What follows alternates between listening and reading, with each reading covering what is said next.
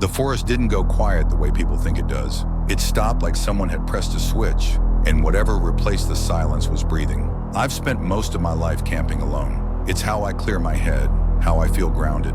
In October of 2019, I took a long weekend off and drove into a remote stretch of Appalachia I'd hiked before, far from established campgrounds. No cell service, no trail markers after a certain point, just old-growth forest and elevation changes that swallowed sound. The first day went exactly as planned. I set up my tent just before dusk near a small clearing, started a modest fire, and cooked from a tin pot. The woods were alive the way they always are. Crickets buzzing nonstop, distant owls calling, leaves rustling from unseen animals moving through the underbrush. It was comforting, like white noise. By the time full darkness settled in, the fire was my only light. The trees formed a wall just beyond it, trunks stretching upward into nothing.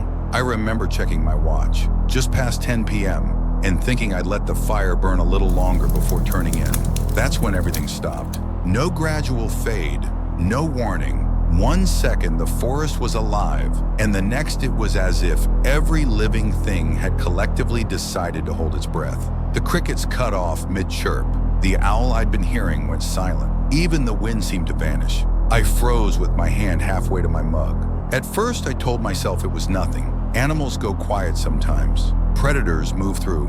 Weather shifts. But this felt wrong. Too complete. Too sudden. The silence pressed in on me, thick and heavy, like my ears were clogged. Then I heard it, breathing, slow, deep, wet in a way human breathing shouldn't sound. It came from just beyond the edge of the firelight, where the darkness was solid and absolute. Not moving closer, not moving away, just there. I didn't turn right away. I don't know why. Maybe some instinct told me that acknowledging it would make it real. My heart was pounding so hard I could feel it in my throat. And suddenly I was acutely aware of how small my fire was, how thin the tent fabric would be, how far I was from anyone. The breathing continued, steady and patient. I finally forced myself to look. The firelight flickered against the trees, casting long, warped shadows that stretched toward me. I couldn't see anything standing there. No outline, no reflection of eyes, but I could feel it. The air felt heavier in that direction, colder, like something was displacing it. "Hello?" I called out, hating how weak my voice sounded. The breathing stopped immediately. That was worse. I listened as hard as I could, straining for any sound.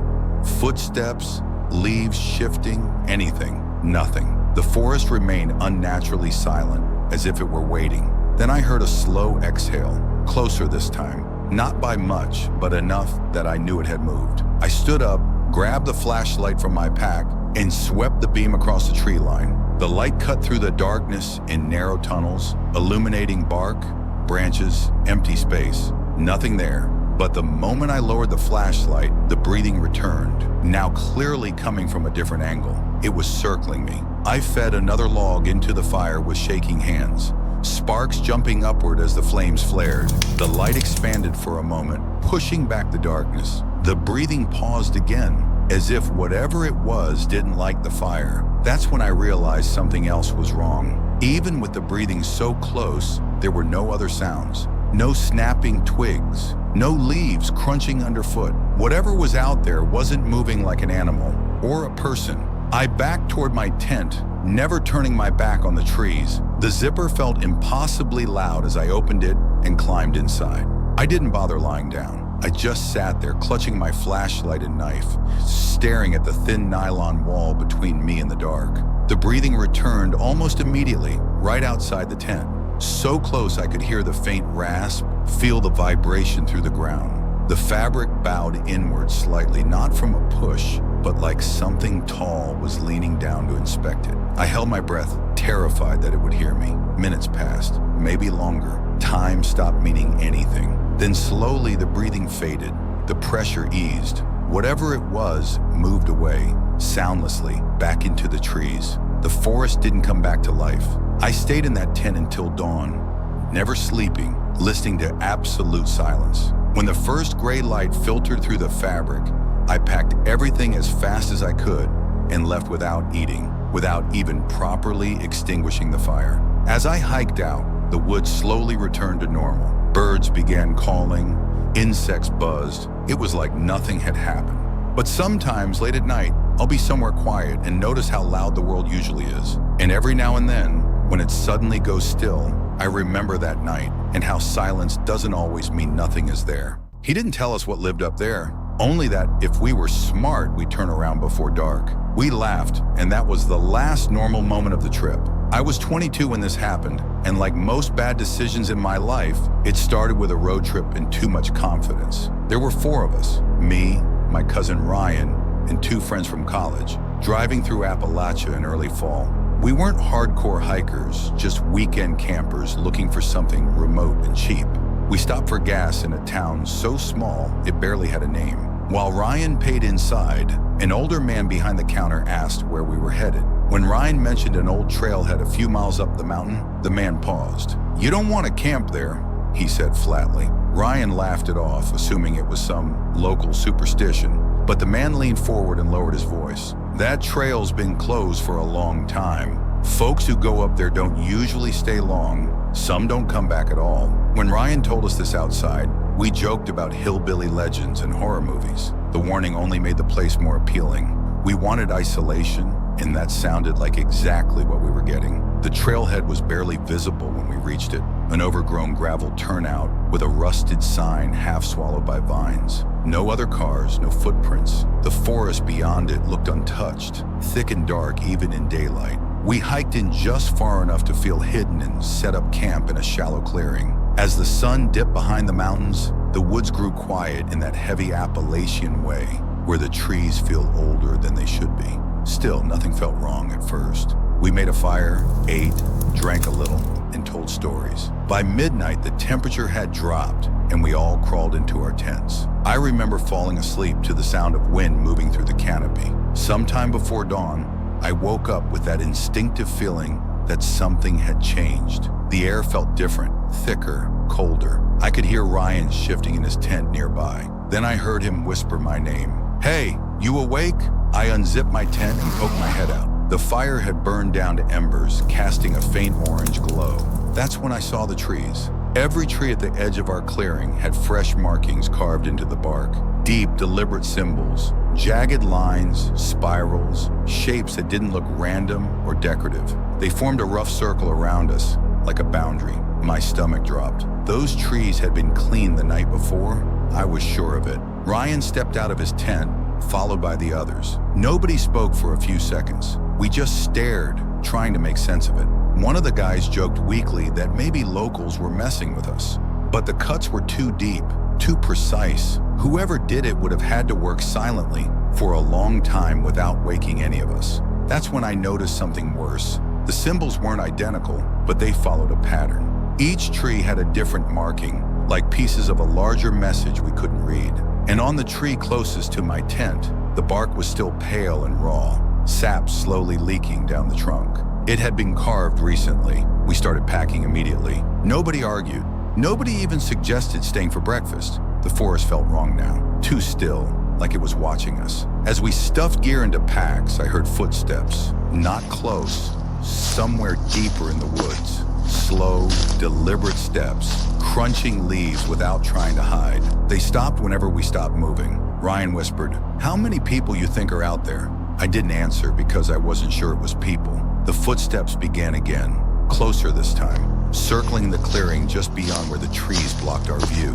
We couldn't see anyone, but we could feel the presence, multiple somethings, moving calmly, confidently. Then from the woods behind us came a low sound, not a growl, not a voice, more like a hum, rising and falling, joined by another from a different direction. The sounds overlapped in a way that made my skin crawl, like they were communicating. We ran. We didn't bother staying together. We just bolted down the trail, branches snapping at our faces, packs bouncing wildly. The sounds followed us, not chasing exactly, but keeping pace, never rushing, never falling behind. At one point, I tripped and hit the ground hard. As I scrambled up, I saw something carved into a tree right beside the trail, one of the same symbols from the clearing. Farther down, they weren't just around our camp. We didn't stop until we reached the car. We peeled out of there, tires spitting gravel, none of us speaking until the sun was fully up and the mountains were behind us. We never reported it, never went back, and none of us talk about it much anymore. But I looked up that trailhead later. There's no record of it ever officially existing. No maps, no closures, nothing. And sometimes I think about those symbols, carved fresh in the dark, and wonder if the warning wasn't meant to keep us out, but to keep something in. The footsteps started after midnight, slow and careful, like whoever was making them didn't want to be heard. By morning, I realized they didn't want to be seen either. I've always preferred camping alone. No talking, no schedules, just me in the woods. In late September a few years ago, I took a week off work and drove into a remote section of forest I'd never explored before. It wasn't an official campground, just a long dirt road, an old pull-off, and a hiking trail that disappeared into thick trees. I parked, hiked about half a mile in, and set up camp in a small natural clearing. There was a stone fire ring already there, which I took as a good sign. Someone had camped there before, probably plenty of people. That assumption didn't last long. The day passed quietly. I cooked dinner over the fire as the sun dropped, listening to insects buzz and branches creak in the distance. By 10 p.m., the fire was low and the forest felt enormous around me. Still, nothing seemed off. I crawled into my sleeping bag and drifted in and out of sleep. Sometime after midnight, a sound pulled me fully awake. At first, I thought it was an animal, maybe a deer passing through. I lay still, listening. Another crunch followed, slower this time, closer, heavy footsteps. Not rushed, not panicked, deliberate. The steps continued, moving in a wide circle around my fire ring. Whoever or whatever, it was kept a consistent distance, just outside the reach of the firelight. I could hear leaves compressing, twigs snapping under weight. Too heavy for a raccoon, too slow for a deer. I sat up and grabbed my flashlight. The moment I clicked it on and swept the beam across the trees, the footsteps stopped instantly. The woods went dead silent. The light revealed nothing, no movement, no reflective eyes, just tree trunks and darkness beyond. I waited, heart pounding, flashlight still on. Nothing. I told myself I'd imagined it, that fear makes sounds seem closer, heavier. I turned off the flashlight. The footsteps resumed immediately, this time from a different angle. I stayed like that for over an hour. Light on, silence, light off, footsteps, every single time. Whatever was walking around me knew exactly when I could see and when I couldn't. That's when the fear really set in. Animals don't behave like that. They don't stop mid-step the instant light hits them. And they definitely don't circle a camp in a perfect loop. Around 2 a.m., the footsteps moved closer. The circle tightened. I could hear breathing now, slow, controlled breaths that didn't sound labored or animalistic. Whoever it was wasn't tired. They were patient. I called out, trying to sound firm. "Hey, I know you're out there." The footsteps stopped. I waited, flashlight shaking in my hand. Then I heard one step closer than before, close enough that I could pinpoint exactly where it was standing, just beyond the fire ring stones. I shined the light straight at the spot. Nothing. But the leaves there were flattened, freshly pressed into the soil. Something had been standing there seconds earlier. I didn't sleep at all after that. I sat with my back to a tree, fire stoked high, flashlight resting on my knee. The footsteps never stopped completely. They just slowed, moving back and forth, sometimes standing still for long stretches. Once I heard what sounded like someone shifting their weight. Another time, a quiet exhale, close enough that it felt intentional, as if they wanted me to know they were there. I seriously considered making a run for my car, but the idea of packing up in the dark, turning my back to the woods, felt worse than staying put. So I waited for daylight. Around 5 a.m., the footsteps finally faded. Not rushed, not retreating, just gone. As dawn broke, the forest slowly returned to normal. Birds started calling. Wind moved through the branches again. The world felt alive, like it had been holding its breath all night. I packed up fast. That's when I noticed the footprints. They circled my campsite perfectly, forming a wide ring in the dirt and leaves. The prints were deep and evenly spaced, like whoever made them knew exactly where they were stepping. There were no tracks leading away, just the circle. I left without finishing breakfast, without checking anything else. I didn't stop hiking until I reached my car. I've camped since then, but never alone, and never without choosing a spot where I can see in every direction. Because sometimes, when I'm lying awake in a tent, I think about how easily something can stay just outside your vision, close enough to hear you breathe, close enough to wait, and how the woods are full of places where the light never quite reaches.